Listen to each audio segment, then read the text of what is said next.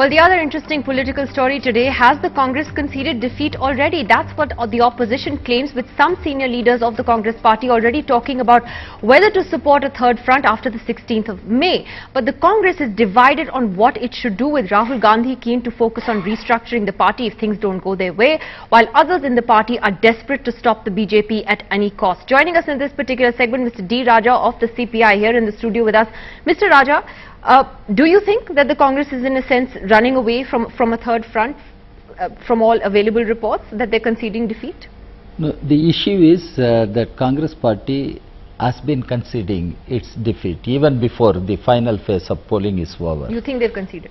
They have conceded, otherwise they should not have opened the discussion or debate on what kind of government would come up and what would be their attitude to that government. So the Congress party has considered the defeat, that is clear, and BJP is desperate to somehow not allow the non-BJP, non-Congress parties come together and claim for government forming, because it is true that BJP talks about third front is an idea of the past, or it is a fiction, it is history. Then idea. Why should they keep talking about the so-called third front? That is my question. If it has nothing to do with the current political development or situation, why should BJP continue to discuss the so-called third front? It means BJP is down the line is rattled. But then aren't you happy then that the Congress is talking about a third front already? Because then you would need one of the two formations, no? And that would more likely be the Congress in the case of the third front. As far as left parties are concerned, we have been campaigning to remove Congress from power, at the same time not to allow BJP to come to power. And we are asking the people to give their verdict in favor of non-BJP, non-Congress, secular democratic parties, including regional parties and left parties. The country needs an alternative, a pro-people alternative to both Congress and BJP. And now, since Congress is conceding its defeat, and we'll have to see what Congress is going to do. Interesting points you raised there. I'll take that to Mr. Kesavan first. That Mr. Kesavan, the moment your senior leaders in the party start talking about the possibility of a third front, reports then start coming out of your party headquarters about Rahul Gandhi looking at long-term restructuring, he's not in favor of supporting any front and so on. It seems that the Congress has thrown in the towel. Congress party is very happy with the way the election has progressed up till now. The Congress party is running on its record. The Congress party is very confident, and I'm sure that we'll do as good as last time. And I think we're very confident that we'll form the government and ensure all the secular forces together stop these divisive forces of the which are there's a very clear fight here in this election. I think there will be a consolidation of the secular forces, and the Congress party is bound to form the government. And I think I'll tell you one thing, Nidhi, this happened in 2004. There was this big India Shining campaign, and BJP fell a victim of their own hype. 2009, again the pollsters said Congress is going to bite dust. Advani ji and Lok Purush, they again bit dust. The BJP lost. It's the same thing, the hype No, but with would you Modi ji now. concede that there is a debate within your party about whether or not a third front? For the UPA. But would you at least admit that there's a debate within your party about whether or not there should be support to a third front formation? Third front... Don't say you're going to get 300 seats now. Nidhi. Third front is a notional concept. No, there is. You tell me that you see the inherent contradictions there. You have Mayawati ji who cannot get along with Mulayam ji. That's one. You have somebody like the left who can't get along with Mamta ji. Both of them are against the BJP. You have somebody like ADMK and DMK who are both attack the BJP who can't get together. Where is this third front? That's why I'm telling you it's notional, and I think they're completely, I think it's a big hoopla is being made about them. I think the Congress is confident, and the Congress will lead the secular forces in the country when the next government is but formed. then you are discounting what Ahmed Patel said, what Jairam Ramesh said about it. These are your party leaders, Salman Khurshid also. They all said they were ready to have talks with like-minded parties on a third front. So you're contradicting them. So there is a division. No, Mr. Ahmed Patel ji has... Not at all. Mr. Ahmed Patel ji has made it very clear. Today the spokesperson, when he addressed the Congress briefing, was very clear. He said there is no talk about third front. The Congress is confident and will form the government. And let us assume one thing, Nidhi. The poll pundits are going all over the place talking about reduced numbers. I don't want to even indulge in speculation, but even with 145 seats, in UPA 1, the Congress formed a stable government and gave a good government to the people of India for 5 years. So let's keep that in mind too. Okay, Piyush Goyal has been smiling away, sitting there. Piyush Goyal, are you amused with only what Mr. Kesavan has said, or with what Mr. Raja has said? Because you know that there is a very real possibility that regional parties will play a very important role in whatever government may, ultimately come after the 16th of May. You won't discount that, I'm sure. Well, actually, I'm not even required in this debate because Mr. Raja and Mr. Kesavan are enough to fight with each other, which is the only possibility, if at all they were to even try and cobble together fights on TV. Any such front. No, I mean, that's fine, but what I mean to say is, you saw what happened in '89. They got together. We also actually had supported at that time, but the third front hardly had a few months. Then there was another party. Then in '96, you saw two governments come and go. One of the governments actually went in '90 because the Congress leader, then leader, felt two policemen were snooping outside his house, and he withdrew support on that pretext. So basically, the Congress not only is a confused party, but it is also a party which doesn't know what it wants to do. You have some leaders saying they want to support a third front because they've already realized that they can't even get 3-digit number in this election.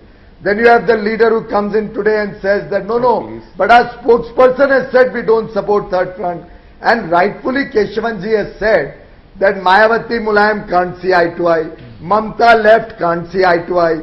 Any case, I don't think the left also will get into double digit, forget having any role to play in the future. So the situation is, the country is voting decisively for Narendra Modi. In the race, he is so far ahead that the second is so far behind they can't even possibly coalesce a group around them to give any challenge. So now you have a situation that parties which oppose Narendra Modi now have realized that even in their own state they may not win a single MP. So they have started supporting another idea which is a failed idea and saying that no, maybe he will win against Mr. Modi in Varanasi. So it's a complete confused situation. The people are voting for a decisive mandate. I'm going to take that to Mr. Raja again before I come to Shahid. Government. Only Mr. Modi can provide that today. No, the inherent contradictions in a third front, in an alternative front that both Mr. Kesavan and Mr. Piyush Goyal talked about are actually facts. Because we've seen the lack of success of these formations in the past. And how do you deal with those inherent contradictions when you have so many parties with contradictory ideologies? There are contradictions, I agree. There are contradictions within Congress. There are contradictions within BJP and Sangh Parivar. Don't say there is no contradiction. Otherwise, BJP should not have lost several senior leaders at the time of elections. So there are contradictions. How to resolve contradictions, how to find a solution. That is politics. And people should understand, since 1977-78 onwards, there were several coalition governments in the country. People are looking for a better coalition always. Today, what people look for is a coalition which can provide an alternative to both Congress and BJP to their policies. When I say this, there was a situation in 1996. I was very much present in the formation of UF United Front government, and Mr. Kesavan, our Congress spokesperson, should understand Congress conceded defeat at that point of time, and BJP was given the opportunity to form the government. That government could not last for more than 13 days. That was the time United Front emerged on the basis of a common minimum program. And let us understand, they talk about UPA 1. UPA 1 was backed by the left parties with a strong presence of the left in parliament, and there was a common minimum program. Now UPA 2 started with inherent contradictions. That is the biggest failure, weakness of UPA 2. Okay. As far as BJP is concerned, they had one NDA, national agenda for the governance. But what happened? The AIADMK broke with NDA, and that led to the fall of the... So coalitions are contradictory, but maybe that is exactly. Now what we need an alternative to the policies pursued by the Congress party and the BJP. Okay, and let me I am asking them, what is the big difference between Congress and BJP as far as economic policies are concerned? foreign policies are concerned and other social policies are concerned, I can challenge you're saying both the parties. you provide the complete alternative. Shahid Siddiqui, just weigh in on this. Do you believe that the third front is a serious option after the 16th of May? I mean, we don't know what the results of this election will be. Let's not sit and presume here. But, you know, do you believe that, you know, it is a serious option A, and B, that it's a viable one? Nidhi, I agree with my very dear friend Comrade Raja that in India we must accept the reality of coalition fronts, and these coalitions have improved with time. We have learned, the parties have learned, the people have learned how to run these coalitions, point one. The second point I would like to make before I come to the seriousness of the coalitions is that Congress had conceded defeat long time back, and those who were talking to Congress leaders, cabinet ministers and senior leaders privately, they were telling them that look, we will see to it that we get about 100 seats, around 120, 30 seats, and we see to it that a third front takes over and we are able to stop Narendra Modi. So their whole strategy has been to stop Narendra Modi at any cost, and they have been working on it for last 6-8 months. They considered defeat long time back, and that's why the Congress cadre was so demoralized. And the last point, the question you asked was that yes, it would have been a serious option if they would have been able to work out some kind of understanding and arrangement before the elections. But they were not able to do that. They failed to do that. And the inner contradictions within the third front are not just, differences of attitude, or they are basic fundamental differences of politics, which is very, very difficult to overcome. Yes, personalities, absolutely, personalities, politics, and how to gain power, and then there are a dozen presidential candidates, and half a dozen of them think that this is the last chance for them, they will not get another chance, and therefore they are extremely desperate to become Prime Minister. Okay, and that quick last word from both Piyush Goyal and Mr. Kesavan. I have 30 seconds. Make it serious. Mr. Kesavan first and then Piyush Goyal. Yes. I'll go ahead. I just want to say one thing, Nidhi. Basically, I told you about the inherent contradictions in the third front, but there is one common thread.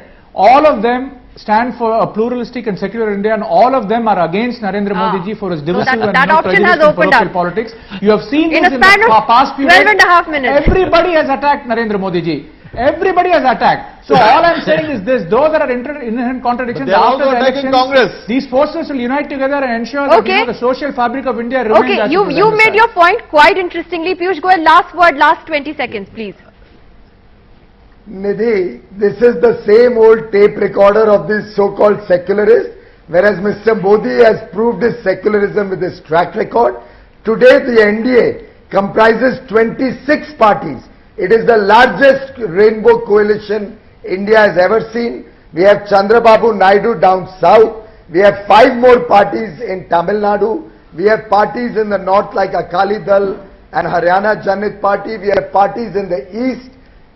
Today, nationally, the nation is looking for a good, honest, strong, decisive leader. And you made your point that you believe... presents that hope and change to young India. And I think it will be a decisive majority for the BJP and the NDA. I'm happy to announce to what everybody already knows, that there is only 15 days now left, exactly 2 weeks left. We will know what the results of this election are. Nobody will be happier than all TV anchors and all studios.